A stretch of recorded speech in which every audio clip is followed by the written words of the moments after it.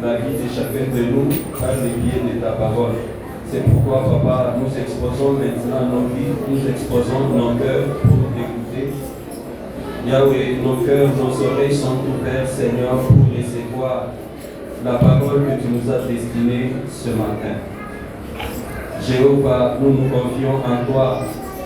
Utilise-nous, Seigneur, pour la gloire de ton Seigneur. Bénis ce moment, bénis la vie, bénis la foi de chacun de nous. Au nom de Jésus-Christ, nous avons ainsi prié. Amen. Alléluia. Que le Seigneur Dieu soit béni. Et que Dieu vous bénisse tous. Je disais que Dieu vous bénisse tous. Amen. On n'allait quand même pas refuser la bénédiction. Alléluia. Amen. Je dis que Dieu te bénisse. Amen. Amen. Je rends grâce au Seigneur pour ce matin et ce qu'il nous a rassemblés en ces lieux. Il y a des gens qui sont en train de fuir dans tous les sens en ce moment. Pendant que toi et moi nous avons la paix, nous pouvons nous asseoir et écouter la parole.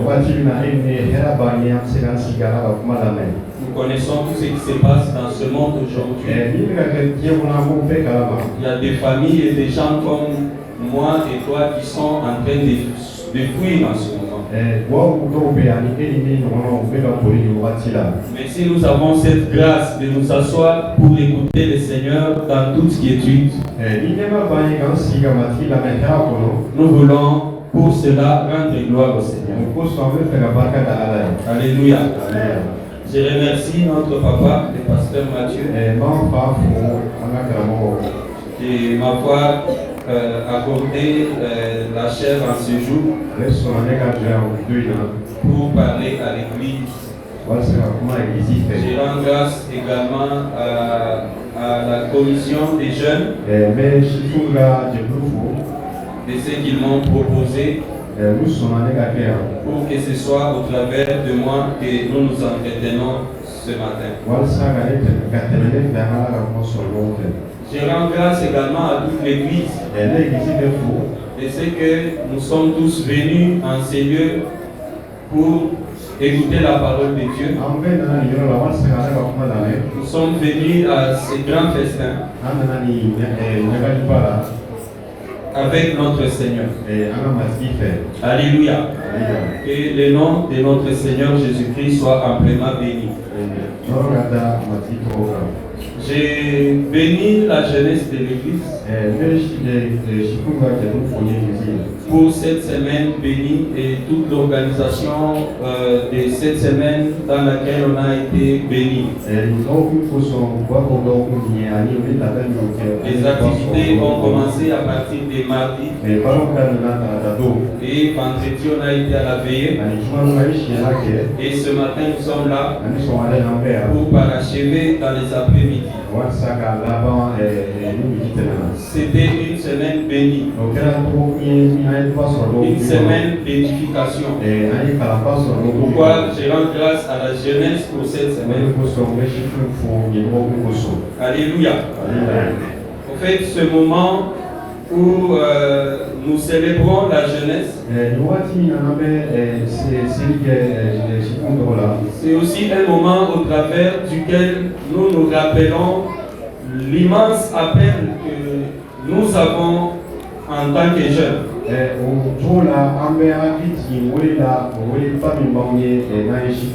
Dieu nous appelle à un appel il nous a fait un appel très grand. Il nous appelle à une mission très grande. Et lorsque nous nous rassemblons en tant que jeunes, c'est le lieu de pouvoir nous rappeler aussi de cette grande mission à laquelle le Seigneur nous a appelés. Je voudrais rappeler quelqu'un ce matin. Et si le Seigneur nous a appelés, ce n'est pas seulement pour vivre sur la terre. Ce n'est pas seulement pour jouir des biens de la terre. Mais la paix que nous avons reçue de Dieu, il est au-delà de ce que nous vivons sur la terre. La paix que nous avons reçue de Dieu, il est grand. Et il va au-delà de tout ce que nous pouvons vivre sur la terre. C'est pourquoi tu ne peux pas limiter ta vie à ce que tu peux vivre sur la terre. Dieu ne t'a pas appelé à être seulement directeur d'une grande entreprise. Dieu ne nous a pas appelés à être des grands commerçants. Dieu ne nous a pas appelés à être des grands hommes d'État. Il ne nous a pas appelés seulement à cela. Mais il y a un appel que nous avons reçu qui est au-delà de toutes ces choses. Alléluia. Parce que lorsque tu deviendras, je ne sais pas moi, homme d'affaires, il se peut qu'un jour tu puisses faire faillite. Et Dieu ne fait jamais faillite. Alléluia. Nous voyons beaucoup d'hommes d'État, beaucoup d'hommes d'affaires qui ont fait faillite dans ce pays. Lorsque tu circules sur la ville, on te montre un immeuble. On te dit ça, c'était l'immeuble d'un grand homme d'affaires. Mais il a fait faillite, c'est ainsi que tu vois son immeuble. Alléluia. Même si tu deviens un grand homme d'État, un jour on va te mettre sur la touche. On va dire que tu as déjà 65 ans. C'est déjà l'âge de la retraite, donc tu ne peux pas. Alléluia. L'appel que nous avons reçu de Dieu va au-delà de toutes ces choses. Le Seigneur Dieu nous a appelés afin que nous puissions être des instruments. Afin que nous puissions être des instruments qui œuvrent pour l'extension de son royaume. Et dans cet appel que nous avons reçu de Dieu, bien aimé, il n'y a rien qui puisse nous arrêter. Ce n'est pas l'âge de la retraite qui va nous arrêter, parce que dans le royaume de Dieu, il n'y a pas de retraités. Dans le royaume de Dieu, tu ne feras jamais faillite. Donc, dans cet appel que nous avons reçu de Dieu, il n'y a rien qui puisse nous arrêter. Je voudrais te rappeler ce matin que le Seigneur notre Dieu, qui nous a envoyés sur la terre, il nous a envoyés avec un but. Et le but de Dieu pour ta vie, c'est que tu puisses travailler à l'extension de son royaume. Je pensais que tu allais dire amen. Tu n'es pas d'accord avec moi, mais c'est la vérité. Bon, je te fais confiance, j'espère que tu es d'accord avec moi. Si Dieu t'a envoyé sur la terre, c'est pour un but. Et le but ultime pour lequel il t'a envoyé, c'est pour travailler à l'extension de son royaume. Et c'est ça la bénédiction par excellence qu'il nous a donné à nous, ses enfants. Travailler pour l'extension de son royaume. Au-delà de tout ce que nous pouvons devenir dans cette vie, au-delà de tout ce que Dieu peut nous donner dans cette vie, le but pour lequel il nous a envoyés sur la terre, c'est pour travailler à l'extension de son royaume. Alléluia. Et si je te rappelle ça, c'est parce que je sais qu'en tant que jeune, nous avons beaucoup d'ambition. Je vais devenir un jour président de la République du Mali.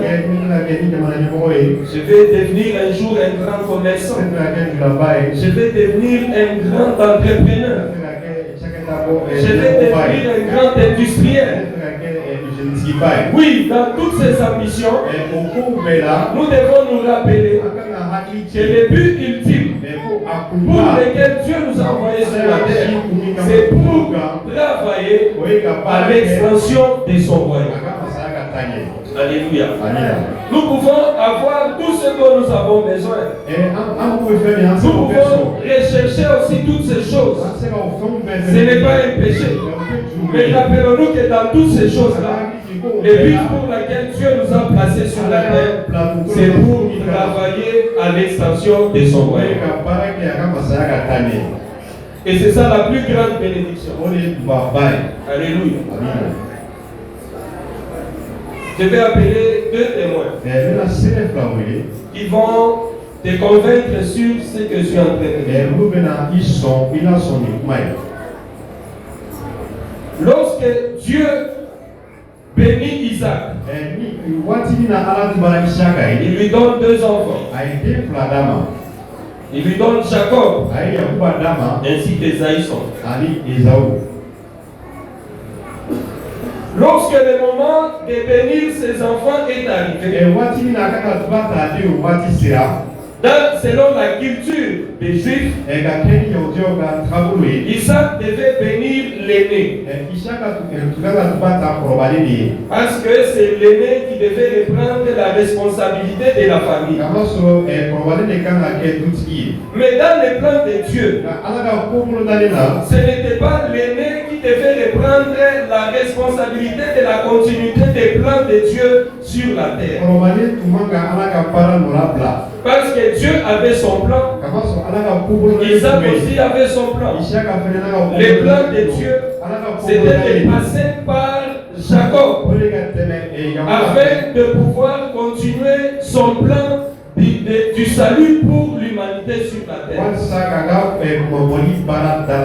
Mais Jacob, pardon, Isaac, il a pensé à Ésaü. Et lorsque le moment est venu, il a voulu bénir Ésaü. Mais Dieu s'est arrangé en passant par la riche de Sarah, qui elle aimait plus Jacob, pour que ce soit Jacob qui est béni de son père et non Ésaü. Alléluia. Cela veut dire que Jacob est béni et Ésaü n'a pas de bénédiction. Et à cause de ça, vous savez que dans la suite des temps, Ésaü a jalousé son frère et il était énervé contre lui. Il a cherché par tous les moyens à éliminer son frère. Mais parce que Dieu avait un plan avec Jacob son frère, Ésaü n'a pas dû mettre la main sur lui. Je voudrais te rappeler ce matin, parce que Dieu a un plan avec toi. Parce que Dieu a un plan avec ta vie. Il n'y a personne qui pourra mettre sa main sur toi. Aucun sorcier ne mettra sa main sur toi. Parce que l'Éternel, ton Dieu, a un plan avec toi. Ésaü a cherché à éliminer son frère. Mais Dieu a protégé Jacob.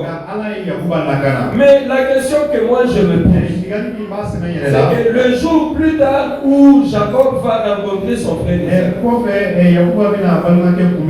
la Bible dit que Dieu Ésaü est venu avec une grande armée et Jacob aussi venait à sa rencontre. Tellement que Jacob avait peur. Jacob a fait avancer toutes les richesses qu'il avait afin d'essayer de corrompre la conscience de son frère. Il a mis en avant toutes les femmes. Il a mis en avant les enfants. Et lui-même est resté parce qu'il a fait peur. Mais la Bible dit que lorsqu'ils se sont rencontrés, ce qu'ils craignaient là, c'était le contraire qui est arrivé. Ils pensaient que Ésaü allait les tuer. Mais au contraire, Ésaü est venu s'approcher à son cou pour l'embrasser. Alléluia. Et Jacob, dans sa crainte, il dit à Ésaü qu'il lui fait don. Il lui fait don de toutes les bêtes qu'il a fait, toutes les richesses qu'il a fait. Mais Ésaü a refusé.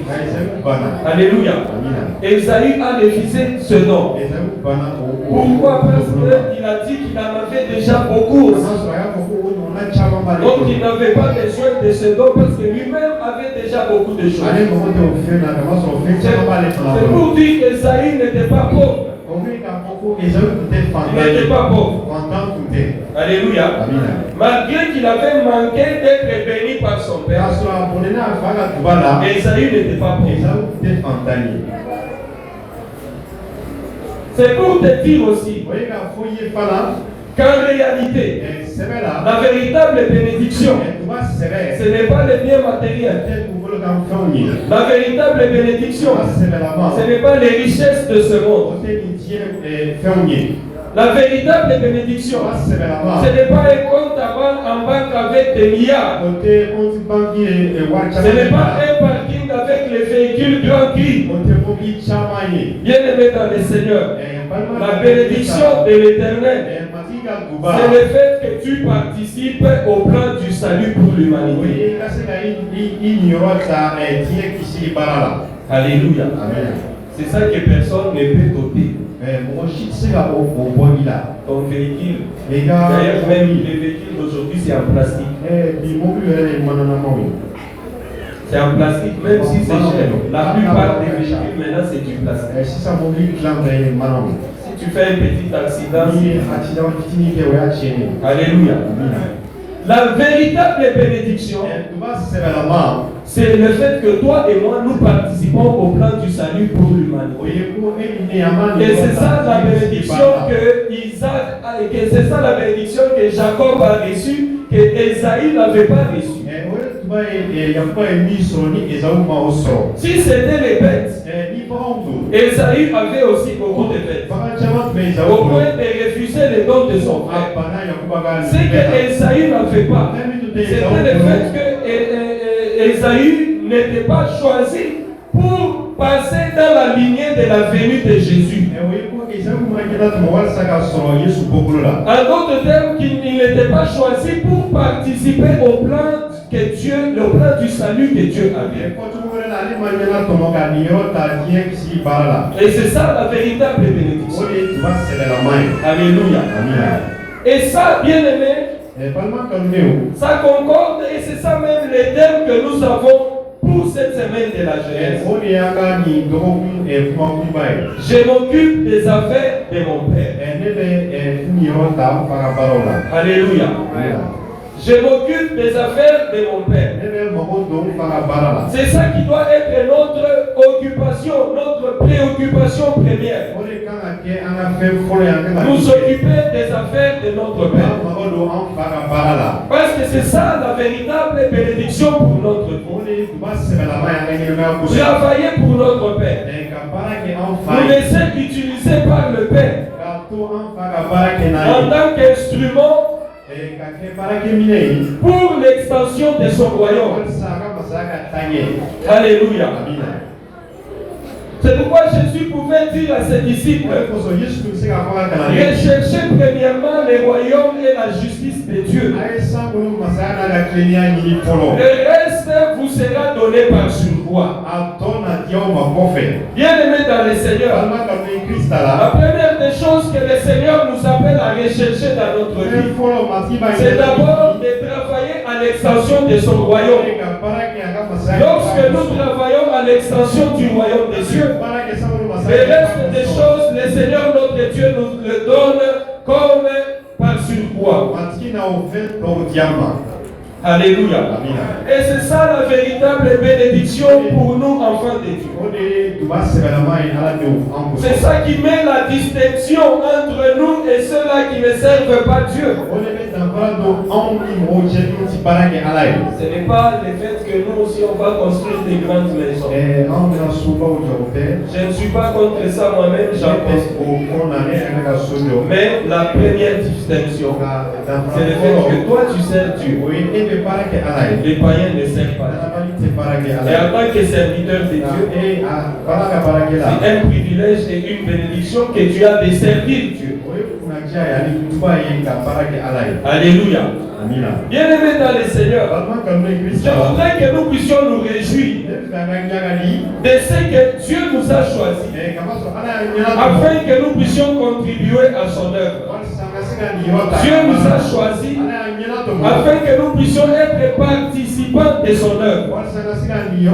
La parole de Dieu dit au travers de l'apôtre Paul que puisque nous travaillons avec Dieu et que nous sommes co-ouvriers avec Dieu, mais recevons par la grâce de Dieu enfin. Dieu nous a fait cette grâce de travailler avec nous. Il nous a fait cette grâce d'être ses co-ouvriers. Et en tant que tel, en tant que ses co-ouvriers, ne jouons pas avec cette grâce-là. Ne jouons pas avec la grâce que Dieu nous a donnée. Alléluia. De pouvoir être ses co-ouvriers et de nous asseoir à croiser les bras. Amen.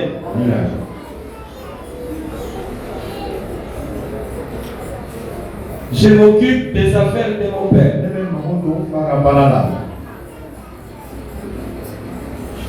Et comme on nous l'a dit au courant de la semaine, celui qui parle, c'est Jésus.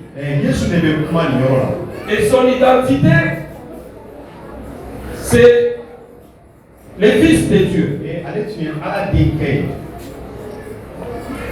C'est le Fils de Dieu qui est en train de parler. Le Fils du Père. Il dit qu'il s'occupe des affaires de son Père. Et quand il parle, c'est à l'occasion où ses parents sont allés les chercher. Il n'avait que 12 ans. Ils étaient allés avec ses parents à Jérusalem à la fête des Pâques. Et ils ont fini la fête. Ils ont fini toutes les festivités. Les parents sont rentrés chez eux.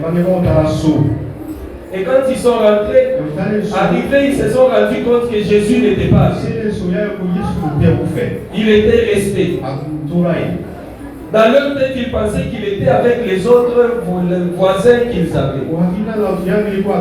Mais Jésus n'était pas avec les voisins. Ils ont été obligés de retourner à Jérusalem. Et quand ils sont retournés, c'est là qu'ils l'ont trouvé dans les temples, en train de discuter avec les anciens. Alléluia. Et quand ils sont arrivés, ils lui ont dit, mais toi, qu'est-ce que tu fais là? On passe tout notre temps à te chercher. C'est là qu'il leur dit, mais pourquoi vous me cherchez? Pourquoi me cherchez-vous? Ne savez-vous pas que je m'occupe des affaires de mon Père? Alléluia.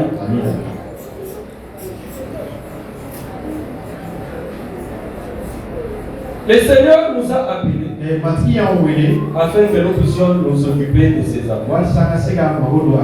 Si nous sommes fils, si nous sommes enfants de Dieu, nous devons nous occuper de ses affaires. Alléluia. Même dans ta maison, même dans ta famille, il y a une différence entre un serviteur qui est dans ta maison et un fils qui est dans ta maison. Le serviteur n'a pas le même niveau de connaissance de ce que le père fait que le fils. Le fils a connaissance de tout. Parce qu'il est héritier, c'est lui qui va hériter de son père. Son père lui montre tout. En tant que fils, en tant qu'héritier, le père lui montre tout ce qu'il a, tous ses biens. Il montre à son fils. Parce que son fils va hériter. Mais les serviteurs, et là il ne connaît pas grand chose. Il est là juste pour travailler. Et c'est pourquoi dans la maison de Dieu, Dieu a besoin de fils et non de serviteurs. Alléluia. Le fils, de par la connaissance qu'il a de toutes les affaires de son père, c'est comme ça qu'il a l'empressement pour s'occuper des affaires de son père. Si quelqu'un ne s'occupe pas des affaires de son père, même s'il est dans la maison du père, cela signifie que cette personne-là est dans la maison du père avec les statuts de serviteurs et non pas de fils. Parce que le véritable fils s'occupe des affaires de son père. Un véritable fils ne peut pas voir les affaires de son père en train de se noyer. Et il est assis, il est à l'aise. C'est au contraire les serviteurs qui peuvent même dire que ça finisse même, qu'il fasse faillite. Qu'il fasse même faillite parce qu'il est méchant. Lui il a tout, voilà, il me donne un petit salaire. Ça c'est un serviteur qui peut du péché. Mais un fils dans la maison ne peut pas se réjouir de ce que les affaires de son père sont en train de faire faillite. Il ne peut pas avoir la paix dans son cœur si les affaires de son père ne marchent pas. Pourquoi? Parce que c'est un fils. C'est un fils. Il s'occupe des affaires de son père. Et en tant qu'église, bien-aimés dans le Seigneur, nous sommes appelés à nous occuper des affaires de notre Père. Nous sommes appelés à nous soucier du royaume des cieux. Nous sommes appelés à nous soucier de l'église de Dieu. Nous sommes appelés à nous soucier de l'église. Si tu es là, tu ne te soucies pas de l'église. Tu viens seulement t'asseoir pour qu'on prêche. Et quand on a fini, tu t'en sors, tu t'en vas. Bien aimé, il se peut que tu sois un mercenaire parmi nous. C'est peut que tu sois un serviteur parmi nous. Dieu n'a pas besoin de serviteurs, il a besoin de fils. Parce que le fils s'occupe des affaires du Père. Le fils se soucie des affaires du Père. Regardez ce que Jésus a fait. Il s'est rendu compte que les affaires du Père étaient en train d'aller mal. Les affaires du Père étaient en train de tourner mal. Il s'est sacrifié. Il s'est sacrifié pour les affaires. L'humanité était en train de sombrer. L'humanité était en train de se mourir. L'affaire de son père était en train de se mourir. Jésus a accepté de se sacrifier. Il a pris la chair humaine. Il est venu dans ce monde. Il a semé la parole de l'évangile. Il est allé à la croix. Il est mort afin de pouvoir sauver les affaires de son Père que toi et moi nous sommes. Alléluia. Si il l'a fait, c'est parce qu'il était fils. Si nous sommes réellement fils de Dieu, nous allons nous occuper des affaires de notre Père. Alléluia. Je n'ai jamais vu le fils d'un voisin se soucier des affaires du père de son voisin. Amen. Ton voisin, son fils ne peut pas se soucier de toi. Si tu as des soucis, en quoi ça préoccupe le fils de ton voisin? Si tu as des problèmes, même dans ton travail, en quoi ça préoccupe le fils de ton voisin? Ça ne les préoccupe pas. C'est normal qu'il soit indifférent.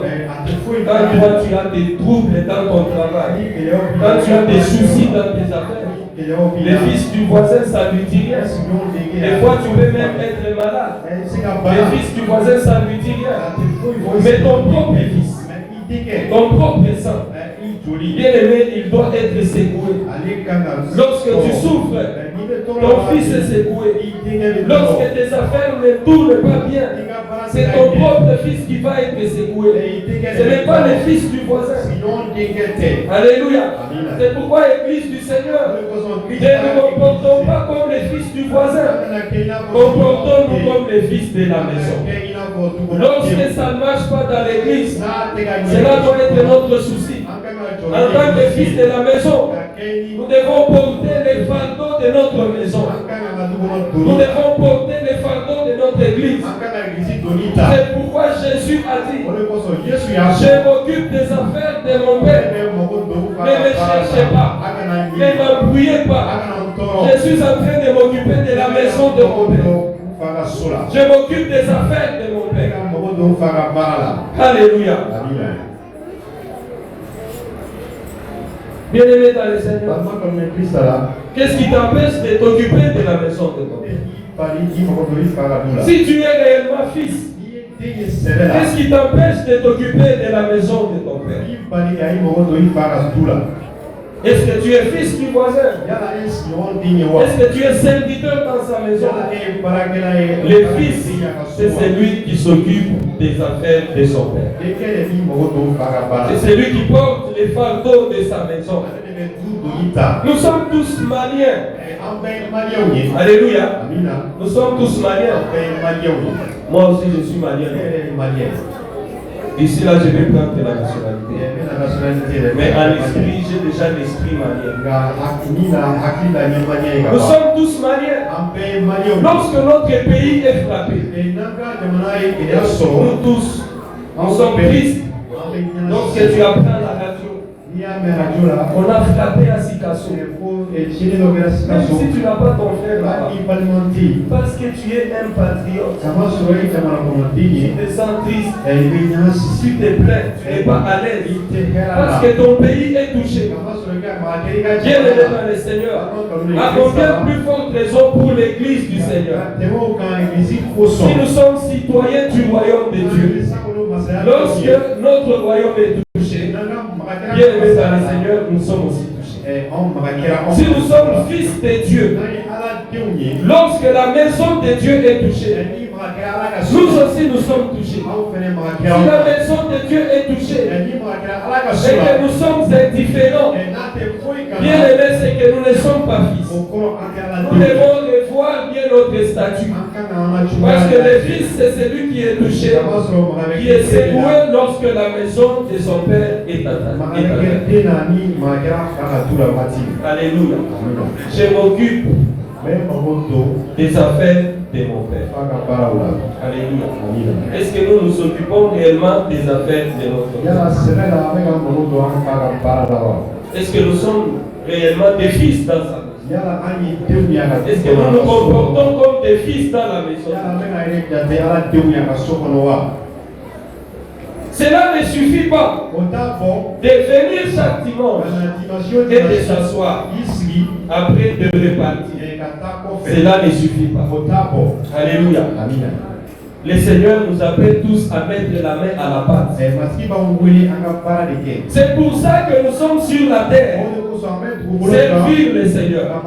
Travailler pour le Seigneur. C'est pour ça qu'il nous a mis sur la terre. Il nous a pas mis pour nos intérêts personnels. Il nous a pas mis sur la terre pour devenir qui que ce soit. Mais il nous a mis pour son royaume. Alléluia. Toutes les autres choses, les autres grades et titres que nous pouvons avoir, un jour on va nous appeler ex-directeur, ex-président. Et même, tu sais que quand on met même ex là, donc la plupart quand on met ex là, il se rapproche même de la mort. Parce que ex-président, il se rappelle de tous les honneurs qu'ils avaient quand il était là. Il attrape ADC et consort. Ex-directeur, la même chose. Ce n'est pas pour ça que Dieu nous a appelés. Ce n'est pas pour ça que Dieu nous a envoyés. Dieu nous a envoyés pour travailler à son œuvre. Travailler à l'expansion de son royaume. Regardez même les footballeurs. Regardez les footballeurs. Ici, on a beaucoup de gens qui aiment le foot. Quand vous prenez les anciens footballeurs, Regarde Ronaldo. L'ancien Ronaldo qui était le Brésilien. Si tu le vois aujourd'hui, il est méconnaissable. Il est méconnaissable. Pourtant, c'était une star. Une grande star. Mais aujourd'hui, méconnaissable. C'est pour te dire, peuple de Dieu, que tous ceux pourquoi nous courons, tout ce que nous poursuivons dans cette vie, tout ce que nous cherchons, les titres, les médailles et consorts, bien aimé, tout ça ce n'est que poursuite du vent. Les buts pour lesquels Dieu nous a mis sur la terre, bien aimé, c'est nous engager à travailler à l'extension de son royaume. Il n'y a pas plus excellent et plus béni que ça. Toi et moi, nous devons nous mettre à l'œuvre pour travailler à l'extension du royaume des cieux. Nous devons nous mettre à l'œuvre, bien aimé, pour l'extension de l'église du Seigneur. Nous devons travailler chacun selon les dons de la grâce qu'il a reçu de Dieu pour l'extension de son royaume.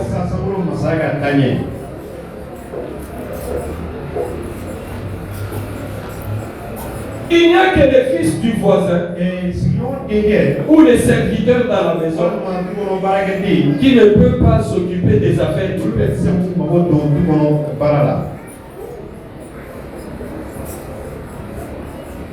Quel est ton statut dans la maison du père? C'est le statut des fils ou bien le statut des serviteurs? Si tu as le statut des fils, cela se démontrera à travers les fardeaux que tu portes pour la maison de ton père. Et si tu as le statut de serviteur, cela se démontrera aussi par ton indifférence par rapport à la maison de ton père. Alléluia. Nous devons porter les fardeaux de notre église. Nous devons porter les fardeaux de l'église. S'il y a quelque chose qui ne marche pas, ça doit être notre souci. Vous savez, dans la plupart de nos églises pentecôtistes, les pasteurs souffrent beaucoup. Parce que tout va au pasteur.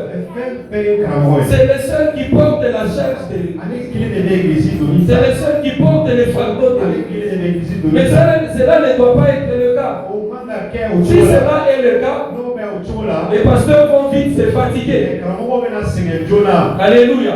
Si Dieu a mis les hommes et les femmes à côté des pasteurs, c'est pour que ces hommes et ces femmes aident les pasteurs à porter les fardeaux. Mais si nous sommes indifférents, nous allons fatiguer notre pasteur. Nous allons les fatiguer. Alléluia. C'est pourquoi Dieu a besoin de chacun de nous. Dieu veut que chacun de nous mette sa main à la pâte. Que nous puissions tous nous occuper des affaires de notre Père. Que nous puissions tous relever les défis de la maison de notre Père. Et en ce moment où nous sommes en train de travailler sur l'agrandissement du temple, bien aimé, nous devons relever les défis. C'est en ce moment, en des moments comme ceci, que nous voyons qui est fils dans la maison du Père et qui est mercenaire dans la maison du Père. Le fils, il prendra les fardeaux de la maison de son Père. Et les mercenaires s'en foutent. Les mercenaires vont murmurer à côté. Les mercenaires vont parler à côté. Et aussi, ils sont fatigués avec leur histoire d'agrandissement. Est-ce que les temples où on est là, ce n'est pas bon? Est-ce que les temples où on est là, ça ne suffit pas? Pourquoi chercher seulement à grandir? Ça, c'est l'orgueil. Pourquoi ils cherchent à grandir? Est-ce qu'on n'est pas bien où on est? Bien aimé, on n'est pas bien ici. Si toi tu es satisfait d'ici là, nous on n'est pas satisfait. Si toi tu es satisfait, nous on n'est pas satisfait. Est-ce que toi tu ne regardes pas les temples à la télé maintenant? Si tu regardes la télé, Ni était la tu vas même te fâcher. Et quand on dit, Quand tu regardes les autres temples, ni église ou la tu vas même te fâcher. il me dit, Même quand tu regardes les autres, même pas seulement des temples, même des maisons que les gens construisent. Asi maintenant. kwa ni église ou te on la somme nous.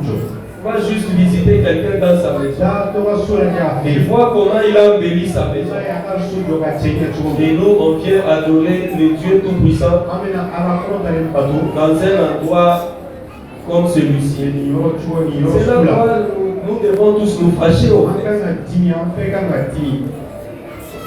En tant que fils, Dingue. cela doit nous interpeller. Yo ka na hakilati. Et nous devons nous dépenser Anga na fembeke. afin de pouvoir contribuer, Wa sagani yo ta. donner de notre argent, Anga na war donner de nos biens anga na kabula pour que la maison de Dieu soit construite, wa sala ka suka pour jo. que la maison de Dieu soit bâtie. Wa sala ka suka jo. Ici, tel que l'église est aujourd'hui, Sibe chuka mina. toi-même, dans ton travail, Ika chaketala. est-ce que tu seras à l'aise d'inviter quelqu'un à venir prier ici? Yala ibina mwono wele ka na. Est-ce que tu seras à l'aise d'inviter un ministre d'État pour qu'il vienne adorer avec Sika nous? minisi lo wele ka na ni chore na tiwa. Alléluia. Amina. Il va s'asseoir vous. Abina Ou sikimi. bien tu vas chercher ton fauteuil à la maison pour venir nous aider.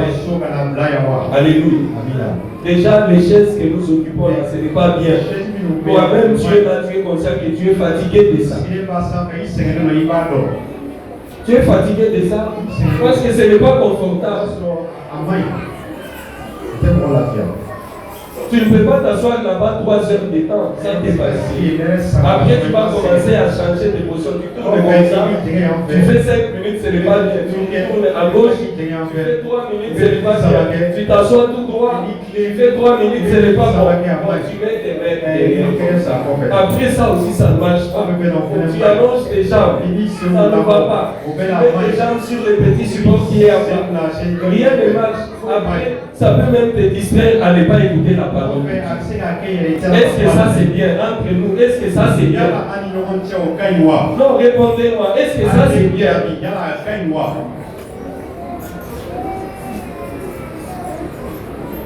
C'est pourquoi l'Église du Seigneur, nous devons porter ces fardeaux. Nous devons tous nous fâcher. Quel que soit le niveau de revenus que tu as, bien-aimé, sacrifie-toi. Donne tes revenus pour la construction du temple. Nous avions bien commencé. Au tout début, chacun de nous a mené sa contribution. L'Église du Seigneur, je t'exhorte à ne pas te fatiguer. Continue, persévère, jusqu'à ce que nous allons terminer. Nous croyons que nous allons terminer. Nous croyons que nous allons terminer. Peu importe les difficultés, nous allons terminer. Peu importe ce que nous avons dans nos poches aujourd'hui, nous allons terminer. Ce qui va terminer, ce n'est pas d'abord nos poches. Ce qui va terminer ce travail, c'est cet esprit-là de pouvoir être au service du Seigneur. Et nous s'occuper des affaires de notre Père. C'est cet esprit-là qui va nous aider à terminer. Mais si nous n'avons pas cet esprit-là, il sera difficile pour nous de terminer. Alléluia. Je m'occupe des affaires de mon Père. Bien-aimé, de quelles affaires toi tu t'occupes? Si tu ne t'occupes pas des affaires de notre Père à nous, c'est que toi tu as un autre Père pour qui tu t'occupes des affaires. Si tu ne t'occupes pas des affaires de notre Père, c'est que tu t'occupes des affaires de notre d'un papa qui est un autre que celui que nous avons. Alléluia. Je m'occupe des affaires de mon Père. De quelles affaires toi tu t'occupes? Si tu es réellement fils, c'est des affaires de l'autre papa que tu vas trouver. Mais si tu es fils du voisin, tu ne vas pas te soucier des affaires de l'autre papa. Que ça marche pas, tu t'en fous. Mais si tu es fils d'un ami, bien aimé, tu dois te soucier des affaires. Ça là, ça va avancer. Si nous tous nous sommes réellement fils et que nous nous soucions de ça, ça va avancer. Ce n'est pas ça, ce n'est pas les affaires des pasteurs Mathieu. Il n'a rien à voir dedans. Lui aussi, il est comme nous. Il est comme nous. Dans cette affaire-là, il est comme nous. Il est là seulement pour nous diriger. Mais il est comme nous. Lui aussi, il se démène afin de participer à ça. Parce que ça va bénir sa vie. Comme ça va bénir ta vie et ma vie. Il n'y a personne qui a servi le Seigneur et qui est resté sans être béni de lui. La Bible dit qu'il ne reste des leaders de personne. Il ne reste des leaders de personne. Il ne garde pas la dette des personnes. Il est le véritable payeur des dettes. Lorsque tu investis dans son œuvre, tu es en train de lui prêter en quelque sorte. Et parce qu'il est le bon payeur, bien aimé dans le Seigneur, il va te payer. À coup sûr, il va te payer. Il n'y a personne qui a servi ses dieux et qui n'a pas pu rire, être rempli de joie à la fin. Tous ceux-là qui ont servi le Seigneur avec leur énergie, avec leur bien, avec leur temps, bien aimés au bout du compte, ils ont été réjouis par le Seigneur. Je m'occupe des affaires de mon père. Si tu t'occupes des affaires de ton père aussi va s'occuper de tes affaires. Alléluia. Si tu t'occupes des affaires de ton père va aussi t'occuper de tes affaires. C'est pourquoi dans AG, la parole de Dieu est en train de nous parler. Lorsque tu prends AG, le premier chapitre, la parole de Dieu, Dieu parle au peuple d'Israël. Il dit que vous vous plaignez trop. Pourquoi vos champs ne produisent pas? Pourquoi tout ce que vous faites n'avance pas? Pourquoi vous ne réussissez pas? Pourquoi tout ce que vous faites n'avance pas? Vous vous plaignez beaucoup. Mais c'est tout simplement parce que vous avez oublié ma maison. Vous avez négligé ma maison. Vous avez négligé mon œuvre. C'est ainsi que vous souffrez. C'est parce que vous avez négligé mon œuvre. Bien aimé dans le Seigneur, si tu négliges le Seigneur va te négliger. Mais si tu t'occupes de ses affaires, le Seigneur va s'occuper aussi de tes affaires. Les chrétiens, nous trompons beaucoup. Nous allons seulement chercher Dieu dans la prière. Lorsque nous avons nos problèmes, c'est là que nous venons exposer nos problèmes à Dieu. Mais les problèmes de Dieu, nous nous en foutons. Dieu a aussi ses problèmes. Il a besoin de toi dans ses problèmes. Et toi, tu ne t'occupes pas de ses problèmes. Tu cherches seulement que Dieu s'occupe de tes problèmes. Commence d'abord par s'occuper des problèmes de Dieu. Commence d'abord par t'occuper des affaires de Dieu. Lorsque tu t'occuperas des affaires de Dieu, Dieu va aussi s'occuper de tes affaires. Sinon, tu vas te plaindre. Tu vas aller te plaindre en plainte jusqu'à te décourager. Tu vas aller te plaindre en plainte jusqu'à te fatiguer. Tu risques même de renier la foi. Et puis qu'on a commencé à prier, et puis que j'ai prié, il n'y a rien, je ne vois rien, je ne trouve rien. Bien aimé dans le Seigneur, le premier secret, c'était t'occuper des affaires de ton père.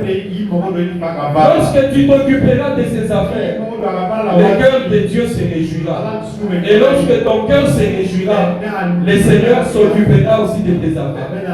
C'est ce qu'il a dit au peuple d'Israël dans Agé. Vous vous réjouissez, vous habitez vos maisons, vous êtes tranquilles dans vos maisons, alors que la maison de Dieu est détruite. Vous êtes tranquilles dans vos maisons. Vous avez embelli vos maisons, alors que la maison de votre Dieu est détruite. C'est pourquoi vous amassez et puis Dieu a mis un trou dans votre sac, ça passe. Tu trouves de l'argent, tu te demandes, mais je ne comprends pas, j'avais 100 000 là, je ne sais pas où c'est parti. Ce n'est pas les démons qui ont pris ça. Ce n'est pas les démons. Mais c'est parti. Simplement parce que tu t'occupes de ta maison plus que de la maison. Tu t'occupes de toi plus que de Dieu.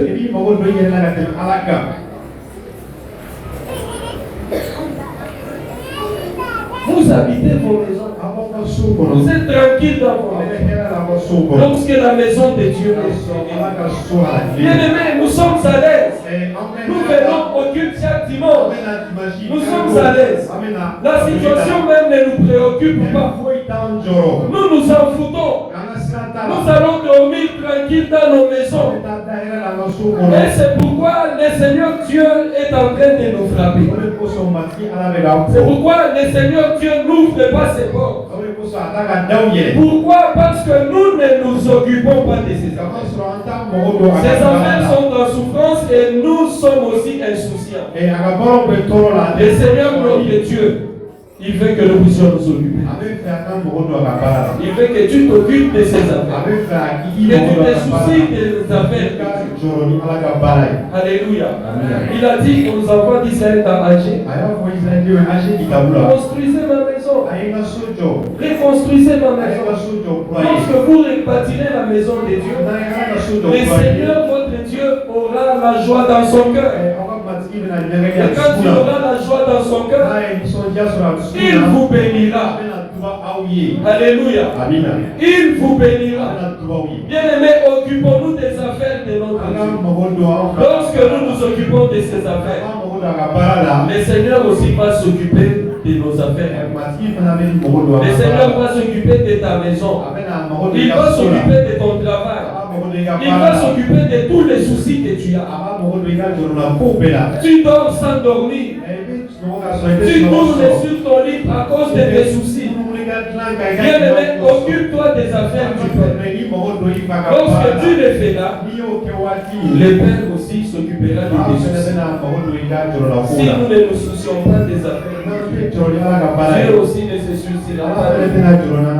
Ce n'est pas seulement lorsque nous irons prier, lorsque nous irons jeûner. Seigneur, je jeûne parce que j'ai besoin d'un mari. Seigneur, là j'ai avancé. J'ai besoin d'un mari. Je vais entrer en jeûne. Bien-aimé, tu peux jeûner. C'est bien, je ne t'interdis pas. Mais si tu ne t'occupes pas des affaires de Dieu, tu ne te soucies pas des affaires de Dieu, Dieu ne va pas également te soucier de tes affaires. Tu auras beau pleurer, tu auras beau jeûner, tu auras beau verser des larmes. Dieu a besoin que tu t'occupes de ses affaires. Lorsque tu t'occupes de ses affaires, Dieu aussi va s'occuper de tes affaires. L'église du Seigneur. Le Seigneur nous invite à prendre conscience qu'il nous appelle à nous occuper de ses affaires. Peu importe notre statut, peu importe notre situation, peu importe l'âge que nous avons, le Seigneur notre Dieu nous appelle à nous occuper de ses affaires. Bien-aimé, prends la ferme résolution ce matin de t'occuper des affaires de ton Père. Prends la décision ce matin de t'occuper des affaires de Dieu. Et entre autres affaires de Dieu, nous avons l'agrandissement du camp. Si tu n'as jamais pris d'engagement pour l'agrandissement du camp, bien aimé, engage-toi. Chaque mois, tu vas donner autant pour l'agrandissement du camp. Bien aimé, vous savez que nous les chrétiens, nous sommes tellement distraits. Les chrétiens là, nous sommes tellement distraits, nous parlons seulement beaucoup. Et nous connaissons Dieu. C'est nous qui sommes dans la vérité. Nous parlons trop. Mais dans la pratique comme ça, nous sommes distraits. Chez nous, dans mon pays d'origine, parce que là je suis malien d'origine congolaise. Chez nous, lorsque l'histoire des Nations Unies a commencé, beaucoup de gens qui venaient chez nous, c'était les gens de l'Afrique de l'Ouest. C'était les Sénégalais, c'était les Ivoiriens, c'était les Maliens. C'est eux qui sont venus travailler chez nous. Et quand ces gens sont venus, la majorité c'était des musulmans. Quand ils sont venus aux Nations Unies chez nous, vous savez ce qu'ils ont fait? Ils se sont réunis. Les musulmans là, ils se sont réunis. Ils ont commencé à construire les mosquées dans tous les villages. Vous savez que chez nous c'est presque 90% des chrétiens. Et les gars ont parsemé les mosquées dans tous les villages. Et nous les chrétiens, on est là. On ne fout rien. Nous devons même prendre cet exemple. Ceux qui le font, ils le font pour la mort. Mais nous, bien-aimés qui avons la vie, faisons-le aussi pour la vie. Bâtissons l'œuvre de Dieu. Bâtissons l'église du Seigneur. Je t'appelle chacun de nous. Bien-aimé, tu n'as pas pris d'engagement. Prends un engagement. Tu n'as pas pris de décision. Prends une décision ce matin. À partir de ce matin, tu vas te soucier des affaires de Dieu.